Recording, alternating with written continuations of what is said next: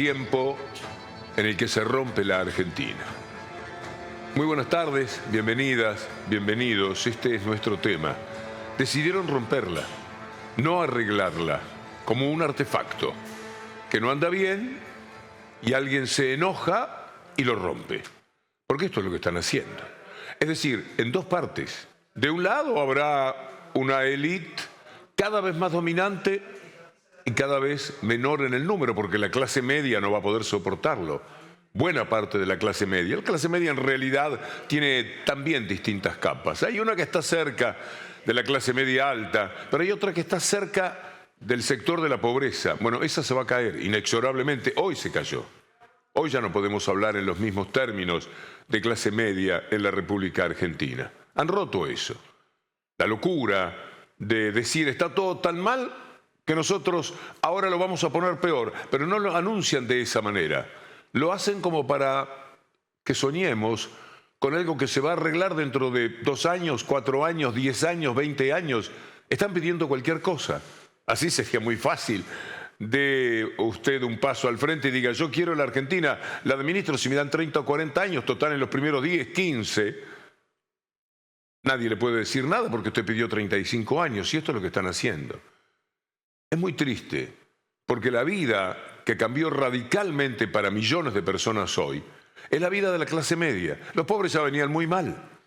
Se sabe, este gobierno no pudo solucionar los gravísimos problemas que le trajo a la Argentina el neoliberalismo a cargo de Macri.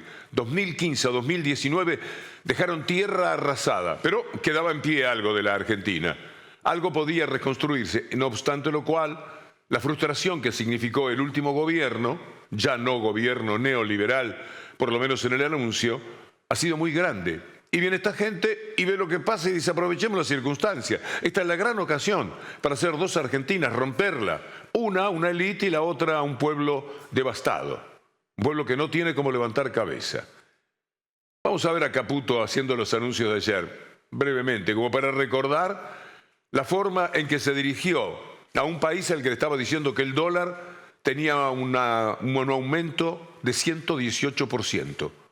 Lo cual ya venía siendo el motivo por el cual aumentaban muchísimos artículos, pero ahora hoy muchísimo más. A las 9 de la mañana, 10 de la mañana, mobileros de mi programa me anunciaban en carnicerías de barrio el lomo a 10.000 pesos, el asado a 7.000 pesos. Claro, porque una de las medidas que tomó este señor beneficia que los que quieran vender carne en Alemania o en Estados Unidos y no acá lo pueden hacer. No importa que la carne sea aquí, no importa que este es el suelo argentino, no importa que las vacas caminan por suelo argentino y las carnes en los camiones van por las rutas argentinas. Eso no importa, eso tiene derecho a todo. La libertad para ellos es formidable. Ahora la libertad para comprar carne usted la tiene. ¿Puede pagar? No le digo el lomo, porque a lo mejor ni lo conoce buena parte de la población. Pero la carne que compraba por menos de 1.000 pesos, me acuerdo cuando estaba por subir el kilo a 1.000 pesos, el asombro que teníamos. Bueno, ahora se habla del asado a 7.000 pesos el kilo. Y mañana no sabemos a cuánto lo mencionarán, porque esta gente no para de querer ganar.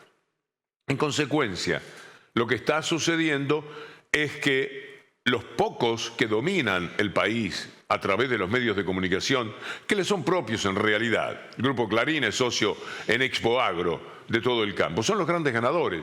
Hoy, mañana, pasado, van a estar con un 50%, casi el 50% más de lo que tenían ayer. Porque $1.000 les significan muchísima más plata que lo que era ayer $1.000, que no estaba mal. Apilando como están camionetas 4x4, se ve que les ha ido fantástico durante todos estos años. Y cuando no les va bien, piden ayuda al Estado, que es para lo único que ellos entienden que les sirve. Es tristísimo lo que ha pasado. El anuncio de esta gente es incordioso para la mayor parte de la población. Y después vienen las mentiras. Todos los días podemos detectar las nuevas. Porque, claro, tiene que pasar un poquito de tiempo para que haya mentiras. Impuesto país, por ejemplo. Mire lo que decía Milei. No hace mucho, ayer nomás. Antes de bajar un impuesto me voy a cortar un brazo. Milei promete no subir impuestos y puede bajarlos. ¿Y qué otra cosa, Milei? No subir impuestos, no crear nuevos y si es posible haré todo lo posible para bajarlos. Bueno, esto queda acá, sino que Dios y la patria os lo demanden. Lo firmamos en vivo, es el compromiso de Milei para los argentinos. Ahora vamos a mostrar la firma. Si no, dijo que le tiren piedras. Eso no va a pasar. No. Ahí está. Ahora le pido a Torrico si lo muestra en la cámara 3 cuando lo firma Milei. Hoy es 16. 16. Gracias, Javier Milei. Gracias, Jonás. Lo mostramos, por favor, a esa cámara. Ahí está. Muchísimas gracias.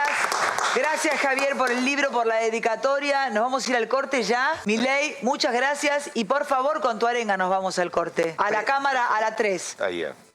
Quiero que sepan que voy a respetar el derecho a la vida, a la libertad, a la propiedad y que antes de bajar un impuesto me voy a cortar un brazo. Así es que ¡viva la libertad, carajo! Este es el presidente que votaron 6 de cada 10 argentinos. Si uno lo pasa de nuevo 4 o 5 veces, en vez de 6 irían quedando 5, 4, 3. Esto es lo que piensa uno.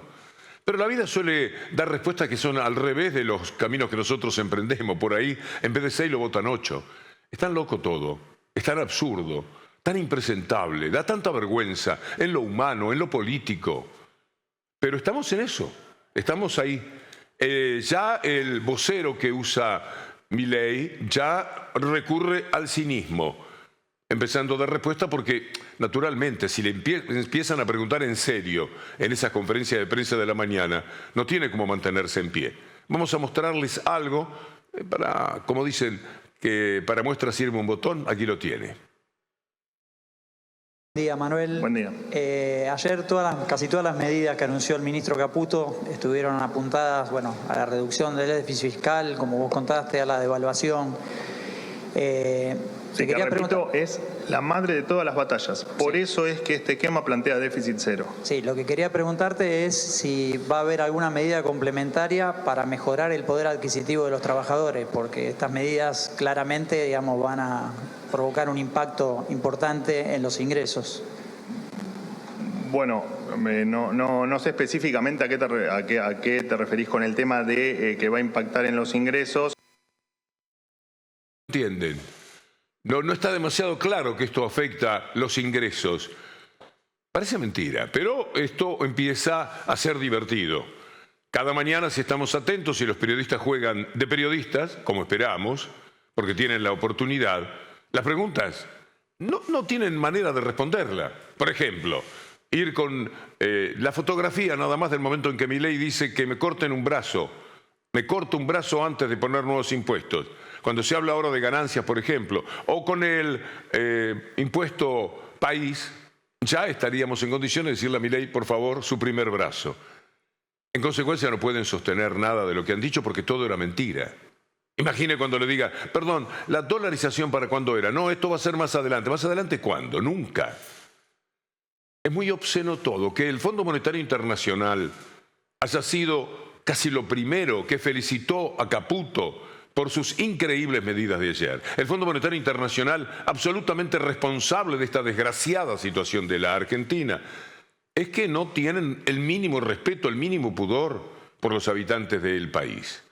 Ya están haciendo pomada la clase media. Lo dice más drásticamente Juan Grabois. Te están dando una patada en el orto para que te caigas a la pobreza. ¿Por qué? Porque tu salario no va a aumentar en la misma proporción, salvo que haya un esfuerzo sindical tremendo en el marco del cual van a quebrar muchas empresas. Y además acá hay otra estadística oculta, que es lo que no ven en ninguno de los campos políticos. Hay un sector importantísimo de los trabajadores que tienen su salario total o parcialmente informalizado, y eso no se ajusta ni por paritarias, ni por aumentos por decreto, ni por nada, y que hay un sector muy amplio que está inquilinizado y que eso no entra en las canastas. Por lo tanto, compañero, compañera, trabajador de clase media, hayas votado a Milei, hayas votado a Massa, a Juan Grabois, a Miriam Bregman, estás en este momento cayendo en la pobreza. Bueno, no tanto, Juan, no tanto. Vamos a ver lo que tuiteó María Eugenia Talerico, que supo ser funcionaria de Macri. Agarremos las bicicletas, ahorremos energía, a compartir el alquiler, pan y vino, y que Dios cuide nuestra salud, porque, claro, es muy difícil pagar la prepaga. Pasamos una pandemia, pasaremos el Rubicón. Por supuesto que esto fue refutado seguramente en las redes, me imagino, le habrán tomado el pelo. Pero esta es una mujer del sistema. Esta es una mujer, vamos a recordarla, porque es interesante, que ha jugado fuertemente en el sistema. La denunciaron un día cuando era titular de la UIF, durante el macrismo, por encubrir, lo pueden bajar un poquitito de nuevo, al HSBC, operaciones de lavado de dinero. Apuntaban también al banco. Esto es lo que ella dice ahora. ¿Podemos poner de nuevo el tuit? Porque uno dice, esto es un atropello, esto es violencia. A la gente que hoy está preguntándose cómo comprar 200 gramos de carne para ver cómo lo distribuye en una olla familiar, le dice, agarremos las bicicletas al que cargó hoy un tanque no muy grande y pagó 25 o 30 mil pesos. Ahorremos energía. Aquellos que están recibiendo facturas gastando de siempre lo mínimo porque se estaban bastante caras también. A compartir el alquiler, ¿qué hacemos? Le golpeamos la puerta al vecino y le decimos, ¿qué le parece si nos amuchamos un poco? ¿Pero qué está diciendo esta mujer? Un poquito más del primer plano. Pan y vino. Y que Dios se apiade de nosotros. Esto es lo que dice la gente del sistema. Ahora arréglense como pueda. Recen. Vayan a todos los altares. No al altar donde se reparte justicia. A aquellos donde nos explican bienaventurados serán los pobres. Están aprovechando demasiado la circunstancia. Va a venir Amado Vudú. En minutos nada más lo vamos a tener con nosotros para analizar un poco más todavía de lo mucho que hoy se conversó sobre estos temas, lo que hizo Caputo, lo que nos hizo Caputo, lo que le hizo a la mayor parte del pueblo argentino. No, por supuesto, a las cerealeras, no a los gauchos ricos. No, esos son muchísimo más ricos que hace 24 horas. Hasta el anuncio de Caputo, las cosas eran fantásticas. Ahora ya no tienen palabras para definirlas. Vamos a escuchar a un maestro en estos temas de economía, Alfredo Zayat. Una decisión deliberada de generar una transferencia de ingresos de los sectores populares, jubilados, trabajadores, a sectores concentrados, al complejo agroexportador, petroleras, alimenticias, bancos. Es un ajuste típico regresivo a lo que se le suma acá, que es totalmente innecesario de magnitud y profundamente injusto, porque podemos detallar cada una de las medidas, pero cada una de las medidas tiene esta idea, este concepto que quiero compartir. Porque ¿quién puede pensar que las jubilaciones, gran parte de las jubilaciones en la Argentina son suficientes? Y la verdad que no hay consenso, eso al revés, todos dicen que no alcanza. Entonces ellos construyeron una realidad de que el gasto previsional es demasiado, que hay muchos jubilados que están cobrando la jubilación y es injusto porque no hicieron aportes, cuando en realidad no le hicieron aporte los empleadores, no el trabajador. Y entonces dice, bueno, entonces hay que ajustar el sistema previsional. Por eso quieren suspender la movilidad jubilatoria. Y así cada uno de los puntos. ¿Qué quieren ellos? Lo que quieren esto es el Fondo Monetario Internacional. 6 de cada 10 jubilados habrán votado a Milei.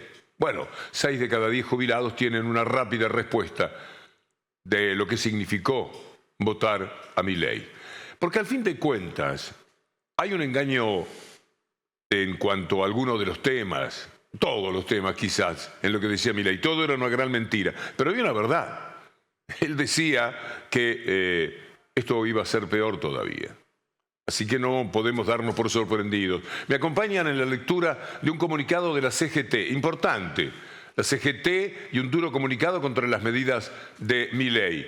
Los referentes de la Central Obrera discutieron el impacto que tendrá para los trabajadores y dicen, el plan de ajuste fiscal y cambiario anunciado por el gobierno generará una fuerte aceleración del proceso inflacionario que dinamitará el poder adquisitivo de los salarios de los trabajadores formales e informales, trabajadores de la economía social y solidaria, de cuentapropistas y autónomos, así como también de jubilados y pensionados.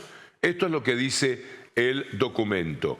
Ayer Julia Estrada nos visitó generosamente como siempre y dejó algunas sentencias que vale la pena compartir otra vez con ustedes. Mañana va a haber un aumento de precios muy importante.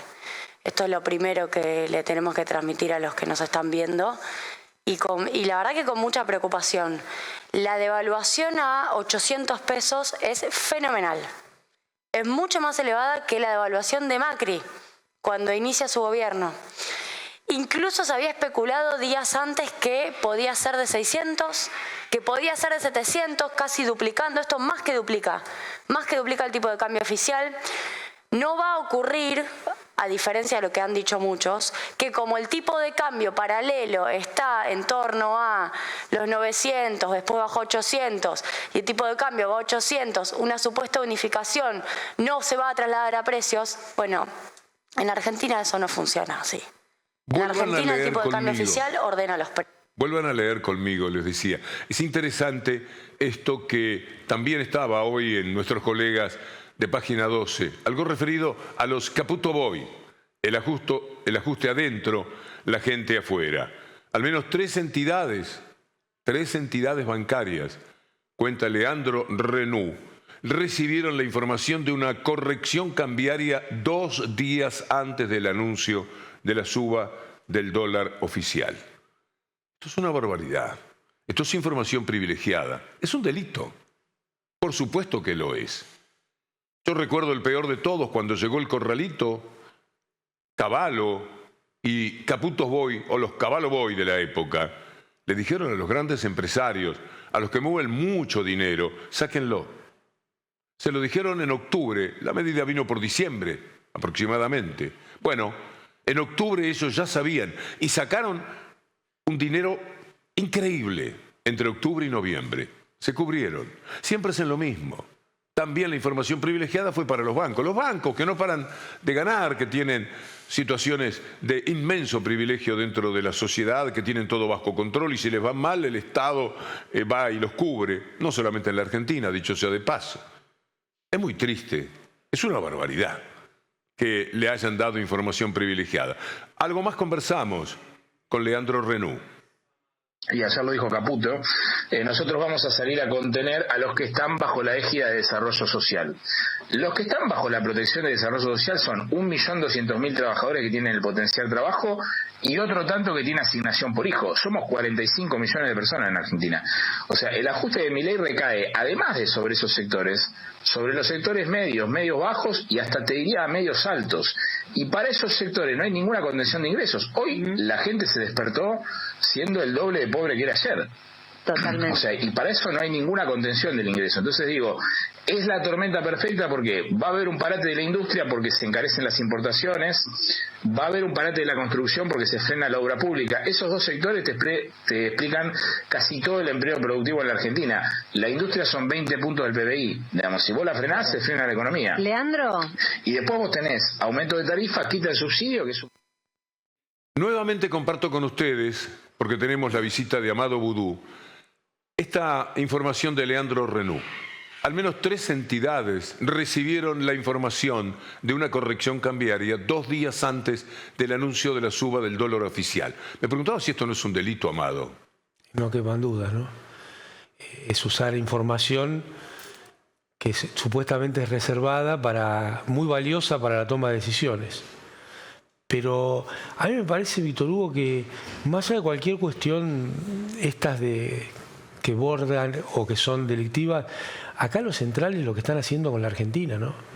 Era difícil imaginar que iba a haber mezclada tanta improvisación, tanto desorden y tan malas ideas, todo en un solo paquete. Y ese paquete lamentablemente es está en el nombre del presidente Milei. ¿Hay algo que sea lo peor? Yo creo que es un conjunto de cosas que van juntas. Lo peor es esta devaluación sin sentido, pero creo que lo peor es el cuento. Mientras me preguntaba, trataba de razonar a ver si había una respuesta. Yo creo que lo peor es el cuento, es este cuento de decir que va a haber una hiperinflación del 15.000%, no sé de dónde sacaron el número, suena estrafalario, pero lo repiten, porque ayer lo volvió a repetir el ministro. ¿Y por qué creo que es lo peor? A mí me parece que la hiperinflación es más un objetivo de la política de este gobierno que un análisis de lo que podría pasar. Disfrazan de análisis algo que es un objetivo. ¿Y por qué podrían tener este objetivo? Bueno, porque están intentando licuar a la Argentina completa.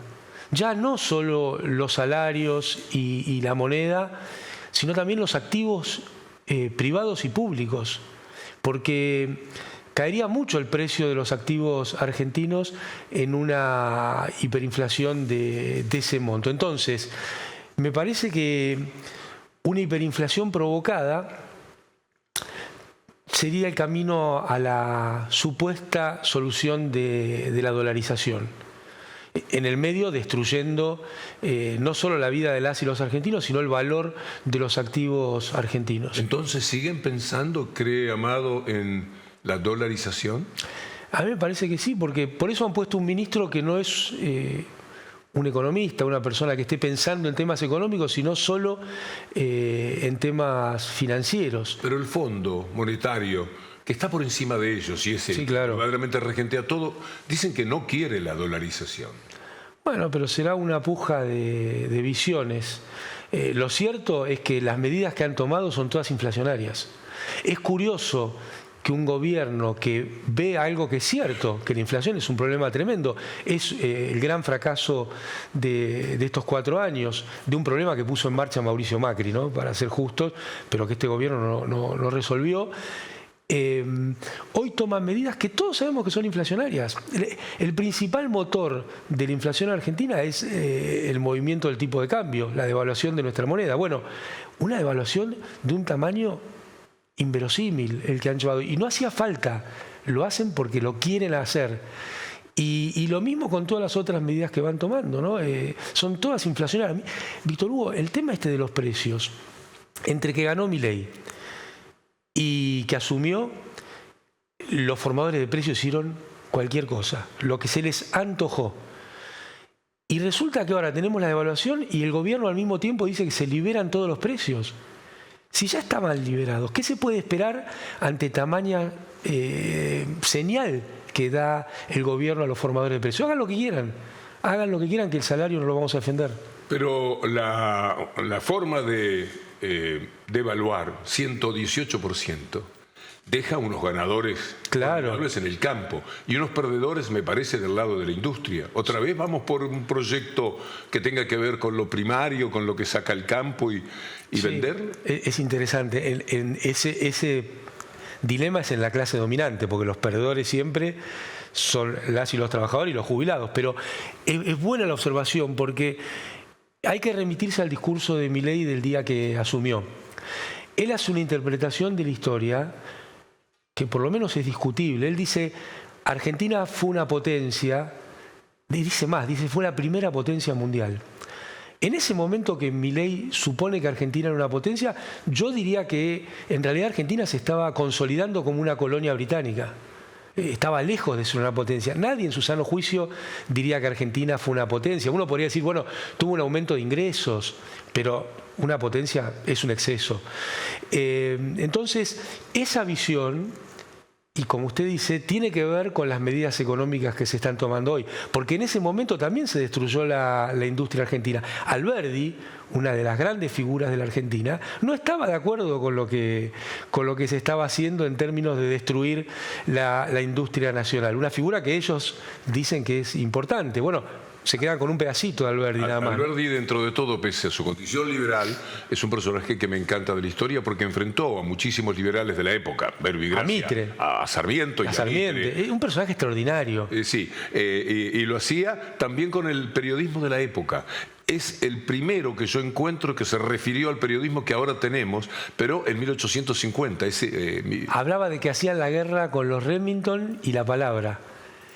Y Mitre mismo lo reconocía en el primer número de La Nación, ¿no? En el primer editorial, ese que es conocido porque La Nación será una tribuna de doctrina. Bueno, ahí Mitre decía, ya ganamos la guerra, ahora vamos por la otra. Voy a mostrarle a Amado Boudou y a ustedes, amigos, algo que marca qué distintos pueden ser los modelos de gobierno. Aquí estamos con lo que ya conocimos de ayer de Caputo. Miren lo que está haciendo Lula en Brasil. Es bueno esto, y le voy a pedir un comentario a Amado Vudú, porque en Brasil ajustan a la casta, ya que la palabra se puso de moda, estas locuras que se dan en la comunicación. Lula promulga ley de impuestos a los súper ricos para reducir el déficit fiscal. Volvemos acá. En la Argentina lo que están haciendo es darle a los súper ricos más ventajas. Sí. El hombre de campo rico, no el trabajador de campo, el de las 50 hectáreas, las cerealeras son inmensamente más ricas que antes de hablar Caputo. Claro. Y por un hecho del príncipe, digamos, ¿no?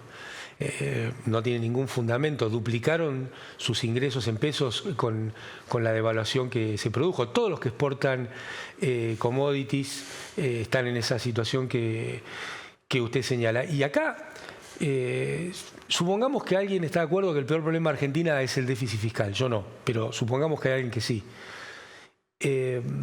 Una medida es aumentar los impuestos a los ganadores de estos últimos 8 años, que los hay.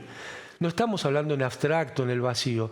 Argentina creció mucho y empeoró la distribución. No es abstracto. Yo tengo por acá a Arely Jalad. Podemos encontrar, le pido al equipo de producción, algo de nuestro colega muy interesante, que marca cómo los balances de las principales empresas estuvieron siempre por encima de la inflación. Ahí está. Revisando balances de empresas. Bueno, agarré una, por ejemplo, Techin, Ternium. El último balance que presentó va de enero al 30 de septiembre. Reporta ganancias por 966 mil millones de pesos. El año pasado fueron 299 mil millones de pesos. Eso significa que comparando el año pasado y ganó un 232% más. Esto es simplemente los primeros 9 meses. Tuvimos inflación en los primeros 9 meses del 120 a septiembre, o sea que duplicó la inflación. ¿Viste cuando dicen no hay plata? Bueno, plata hay, el tema es que está mal repartida. Recién está... Qué estafa colosal, Amado. Y el otro punto, ¿nunca la motosierra va a alcanzar a los intereses de la deuda? Nunca la motosierra va a alcanzar a los pagos de capital de la deuda, porque una de las claves de los 12 años y medio de crecimiento con inclusión social de Néstor Kirchner, Cristina Fernández de Kirchner, fue haber acometido el tema de la deuda de una forma sostenible y sustentable, obteniendo una quita, obteniendo mayores plazos. Parece que ahí la motosierra no llega nunca. ¿Por qué? Porque piensan desde lo financiero a lo económico.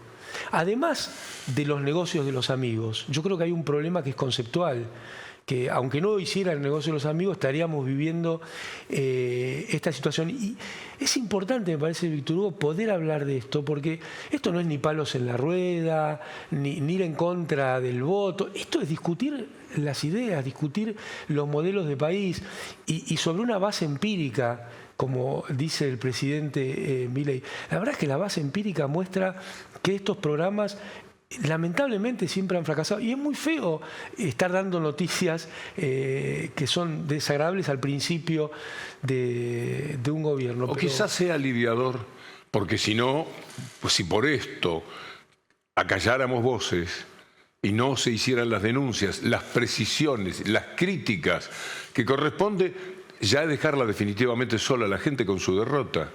Es muy importante para mí sostener las ideas en las que uno cree y hacerlo con argumentos, porque por este camino este va a ser el primer ajuste.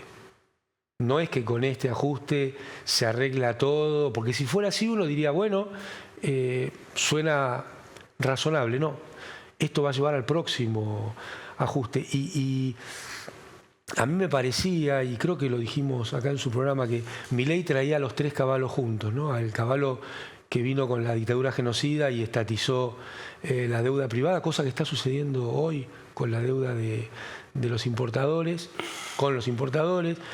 El caballo de la magia monetaria, de la convertibilidad, que sus efectos nocivos se vieron a mediano plazo, y el caballo de la motosierra, que fue el 13% a jubilados, a provincias. Bueno, es la motosierra, ¿no? Entonces, ¿cómo es que pierden ahora los jubilados? Porque esto les está quitando como un 20%. Tengo entendido. Sí, claro, y ya vienen perdiendo, ¿no? Me parece que más que una cuestión de motosierra, lo que han prendido es una gran licuadora. Y en esa licuadora, en vez de haber frutas, está el ingreso de los jubilados, el ingreso de los asalariados, el precio de los activos argentinos, el valor de la moneda, todo junto, y va a haber ganadores y perdedores. Los ganadores van a ser las empresas de servicios públicos, el sector financiero, los sectores externos que se llevan la riqueza argentina. Rompen con la movilidad de los jubilados. Aparentemente eso es lo que pretenden hacer, ¿no? ¿Y si hacen eso? Lo van a hacer por decreto cuando les parezca, cuando ya no se pueda más. Hay un economista muy del palo de ellos, pero que, como Melconian también, se ha puesto en contra de Pablo.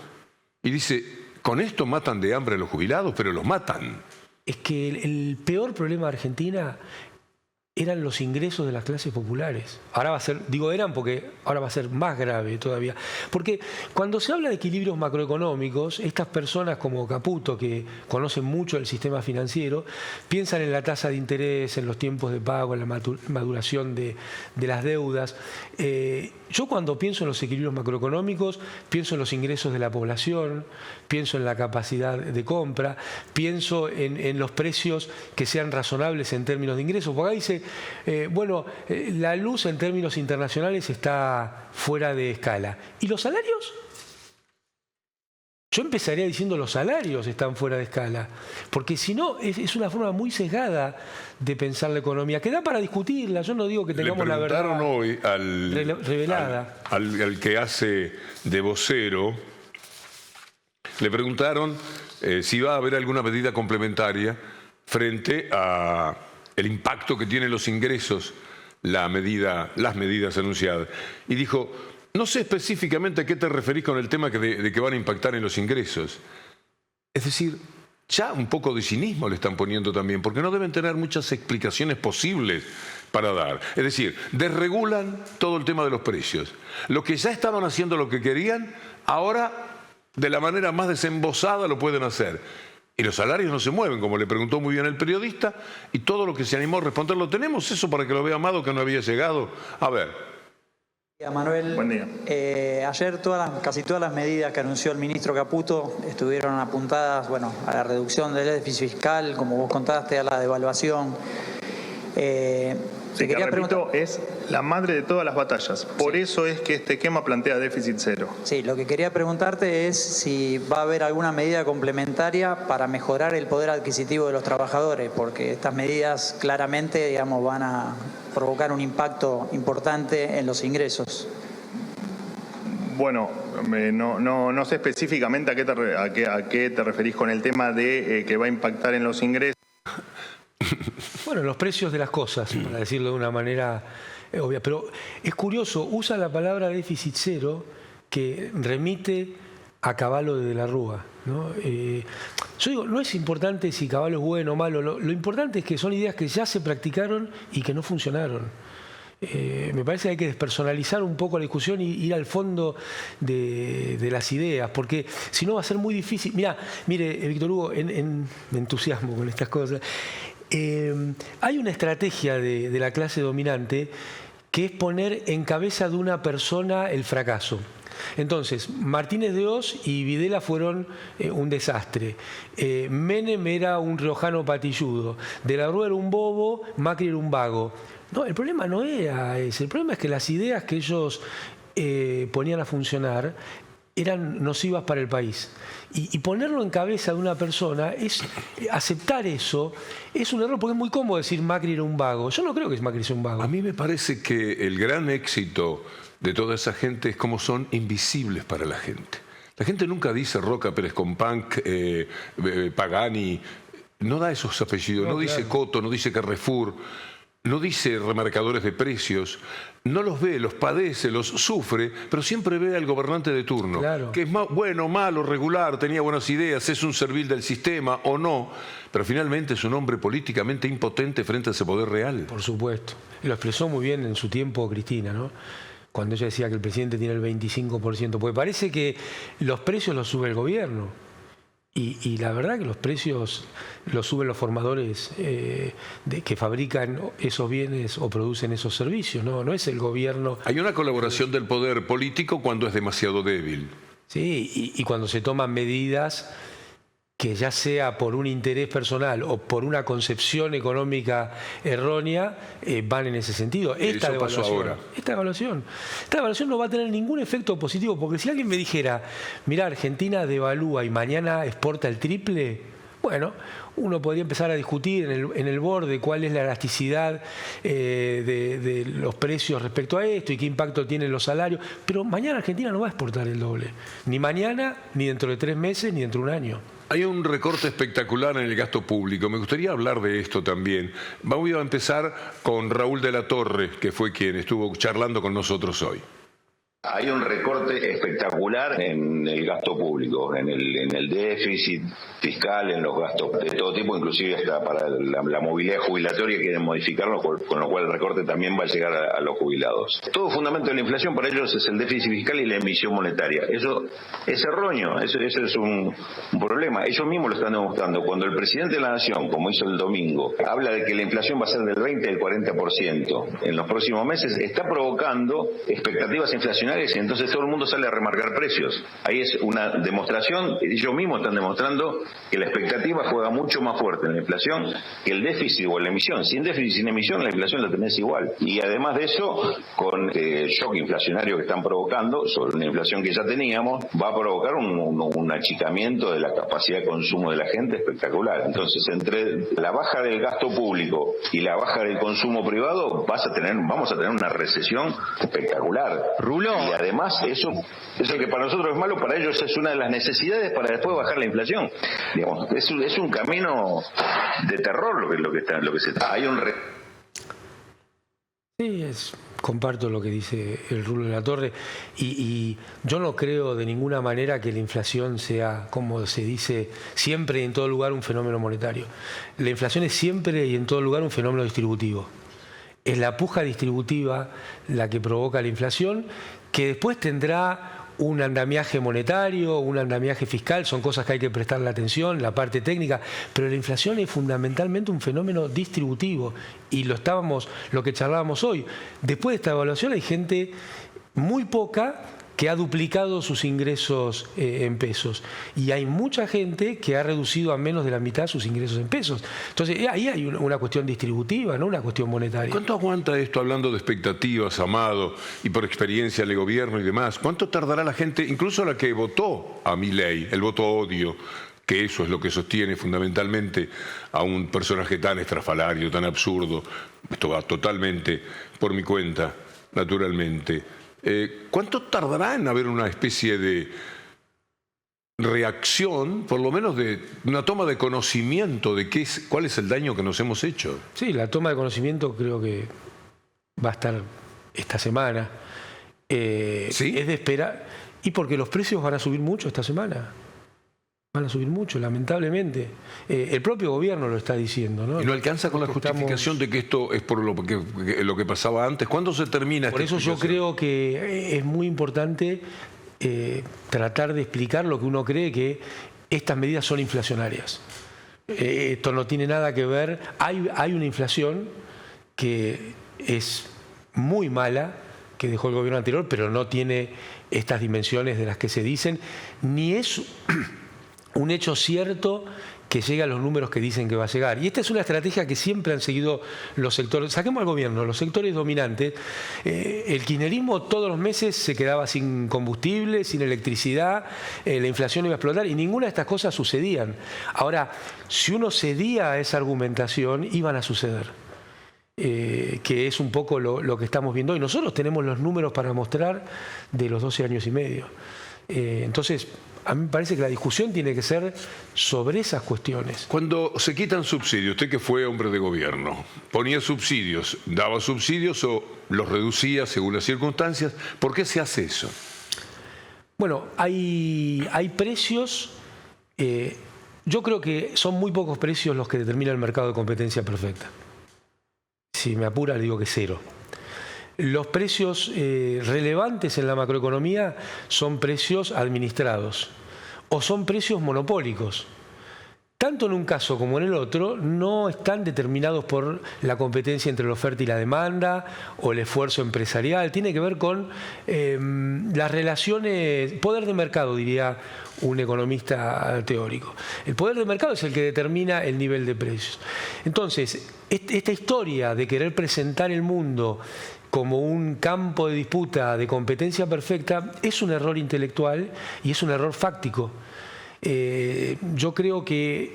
Quizás intelectual podría uno más o menos entender, que expliquen si hay una gran competencia, los precios bajan porque en algunos lugares, con algunos temas, eso sucede, pero fácticamente... Si sucediera, as if, diría Milton Friedman en su famoso... Yo he estado en alguna casa en Estados Unidos de visita y sonaba el teléfono 2 o 3 veces y atendían y que no me interesa, hasta que pregunté, ¿qué es lo que pasa?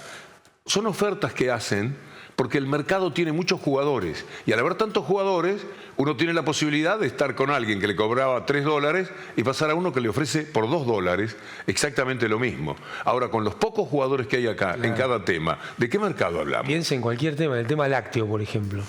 Son muy pocos muy poco jugador que hay en muchos mercados. En aceites, en fideos. Entonces, ahí no se puede hablar de un problema de competencia. Y me parece que ahí hay una cuestión a prestar atención, ¿no?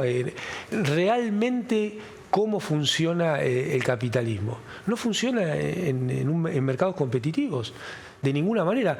La concentración económica es mucho más fuerte que hoy que hace algunos años, pero en el siglo XIX también era importante la concentración económica, ¿no? Quizá la etapa, digamos, más funcional del capitalismo, los famosos gloriosos 30, son entre el 45 y el 85 de los 1900, pero hablar de que la competencia va a resolver esto me parece que no... Juegan apasionadamente a favor de una élite. Esto que han hecho con el tema de la carne, por ejemplo. Exporten lo que quieran, porque la libertad es libre. ¿Qué sé yo? ¿Qué es lo que dicen? Para explicar esto que es muy salvaje, que en el país donde hay tantas vacas, la gente se pueda comer. No se va a poder comer. 10.000 pesos andaba hoy el precio del lomo en algunos lugares. 7.000 pesos el asado, el kilo. Pero aparte no es cierta esa cuestión también de la teoría de Rothbard. Bueno, lo que no se consume internamente se exporta. No funciona así el mundo. Ningún país funciona así. Existen acuerdos, zonas de libre comercio, integraciones. Antes eran los imperios y sus colonias, ¿no? Uno podría pensar en el Imperio Británico, y hoy son los acuerdos en un país en un mundo que realmente es más multipolar que hace unos años, pero uno no podría decir que todos los países tienen el mismo poder de ninguna manera. Yo tengo la sospecha de que tenemos el peor tipo de empresariado, no sé si del mundo, porque uno no conoce todo, pero la avaricia que tienen aquí. El hecho de que han conseguido dominar totalmente a la opinión pública a través del grupo Clarín, por ejemplo, que es el vocero que culturiza sobre lo que les interesa, matar al Estado, el Estado no sirve, el Estado, el déficit, etcétera. Después viene alguien que lo dice muy suelto de cuerpo porque la cultura está creada. Yo creo que esto no ocurre en el mundo, Amado. Ha habido oleadas, ¿no?, de disputa. En 1930 hablar de liberalismo en cualquier lugar era una mala palabra. Hubo un grupo de personas con mucha enjundia, sostuvieron esas ideas financiadas por los grupos dominantes y a mediados de los 80 se volvió a esa situación de, bueno, el consenso de Washington. Los ídolos de Milley, Reagan y Thatcher, años 80. Esas eran las dos figuras políticas. Había un montón de figuras en el Mont Pelerin, un grupo de pensadores que articulaban estas ideas. Pero son oleadas y me parece que hoy, en un mundo con tanta concentración, en una Argentina con tanta concentración, es muy difícil que esas ideas den respuesta, no digo a las grandes mayorías, sino a las clases medias. Además van en contra hasta de las ideas liberales aplicadas en Estados Unidos. Roosevelt, por ejemplo, ¿a qué apeló para salir de lo del 1929 y 30? A la obra pública. Sí, al rol del Estado, a la obra pública, a la regulación del sistema financiero, a separar los bancos en bancos de inversión y bancos que atienden público. Que después vino Reagan y los se volvieron a juntar. O sea que, por eso, son dos modelos, bueno, que en Argentina aparecen brutalmente porque es un país que esa disputa no está saldada y lamentablemente no hay puntos de acuerdo en los bordes de esos dos modelos. Por eso es importante lo que usted señalaba, esta suerte de batalla entre el sector agroexportador y el sector industrial, donde Argentina necesita que el sector industrial, nosotros nunca fuimos antiempresarios, lo que pretendíamos es que los trabajadores estuvieran bien pagos y tuvieran derechos, y sucedió. Con estas leyes laborales se crearon 5 millones de puestos de trabajo en la Argentina. No es que no haya alternativa y que no se puede. El agregado doloroso es que el campo no da trabajo. El campo no genera una cantidad de trabajadores. Mañana voy a traer esos números, porque es muy interesante. En la mejor época, en todos estos años, no hay una superación en la cantidad de trabajadores. Y ya sabemos cómo trabajan muchos, los salarios que cobran, la situación legal que tienen como trabajadores. El campo no puede porque para que si la maquinaria extraordinaria que hay hoy día fue quitándoles toda posibilidad de trabajo. Entonces, ellos no dan trabajo. Los que dan trabajo son las industrias. ¿Qué va a hacer la gente? Así es. Trae otro tema que me parece viene muy al caso. Esta disputa también existió en Estados Unidos. Se resolvió a favor de la industria. Y eso convirtió a Estados Unidos en lo que es el proteccionismo. Hicieron una guerra de sí, lamentablemente con una guerra, sí, pero se resolvió a favor de la industria y del proteccionismo. En Inglaterra pasó lo mismo. Enrique IV estaba resolviendo esta disputa muchos siglos antes en Inglaterra, ¿no? Y no es una cuestión nueva ni idiosincrática de la Argentina. Eso explica un poco también tragedias argentinas. Acá ganó el sur la guerra de secesión. El sur en sentido figurado.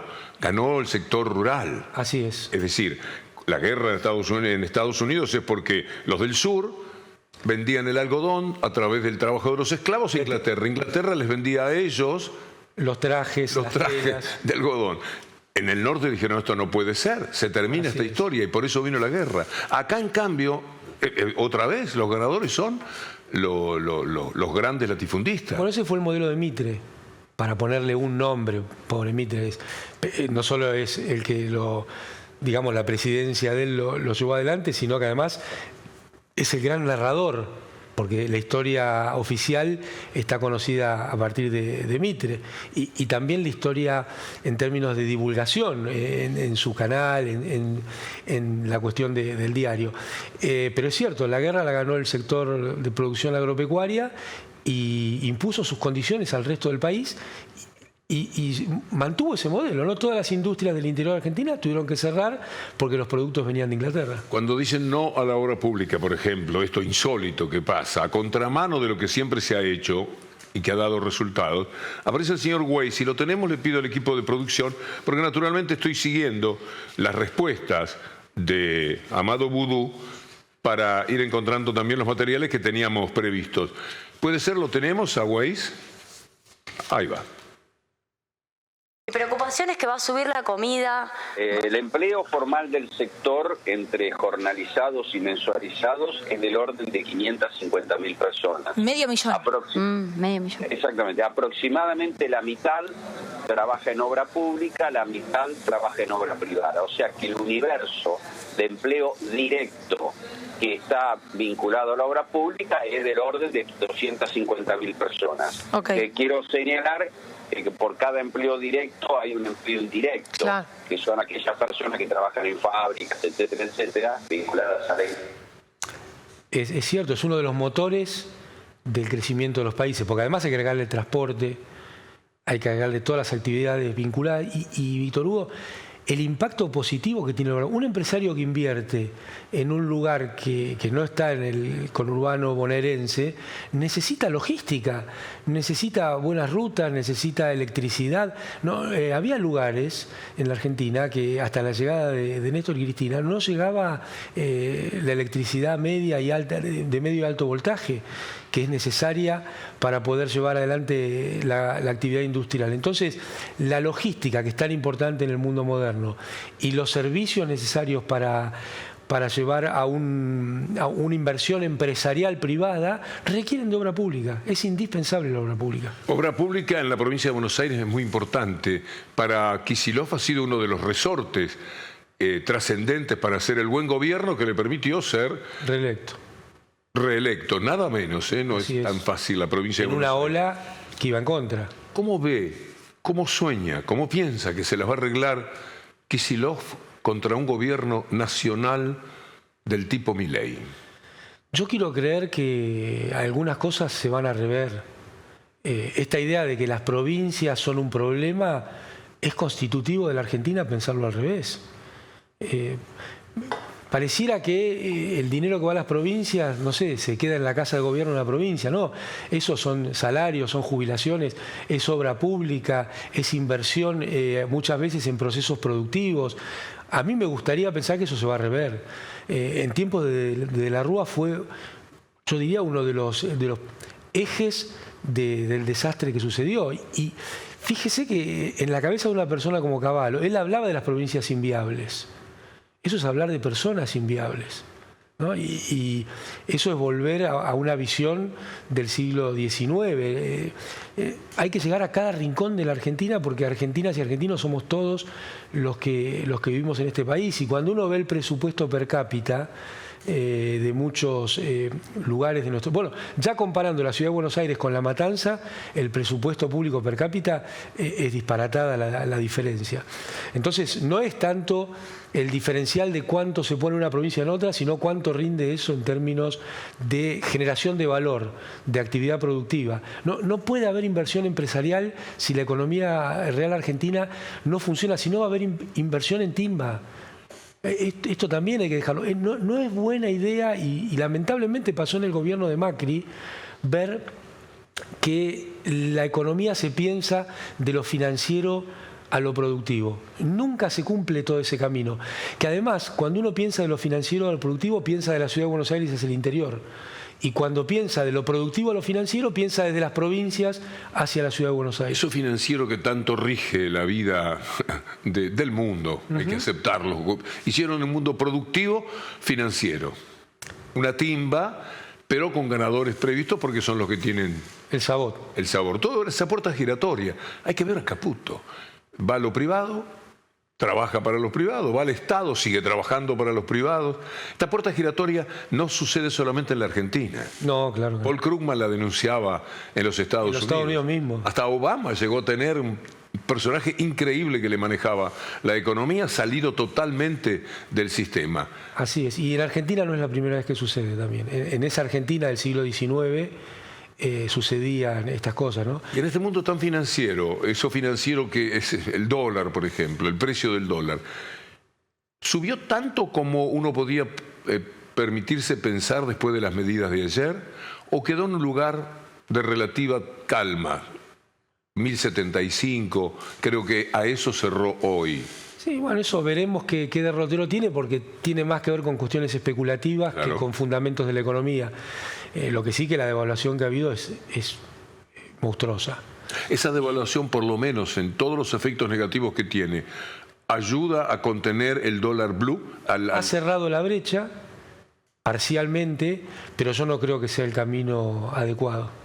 No es un camino sostenible, ¿no? El camino es el crecimiento de la Argentina y un fuerte mercado. ¿Cómo se crece? Mercado interno. ¿Cómo van a crecer con estas medidas? ¿Hay una por lo menos que podamos rescatar? No, yo por eso digo que no es un plan económico, sino una cuestión eminentemente financiera, lo que ha sucedido en los anuncios del ministro Caputo de ayer.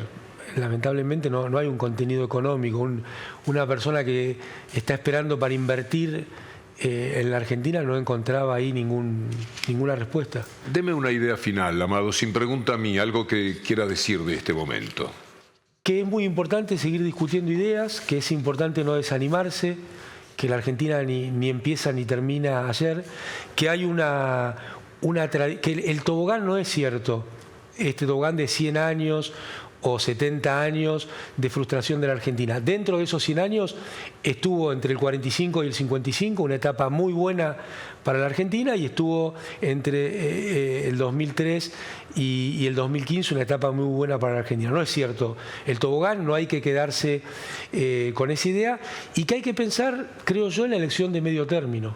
Hay que concentrarse muy fuerte en generar un conjunto de ideas para el medio término, que no tienen que ser las ideas del pasado, pero sí que tienen que tener la identidad cimentada en lo del pasado, y que va a haber sectores que van a ser muy agredidos por las políticas económicas y que tienen que ser ellos quienes se expresen en forma genuina.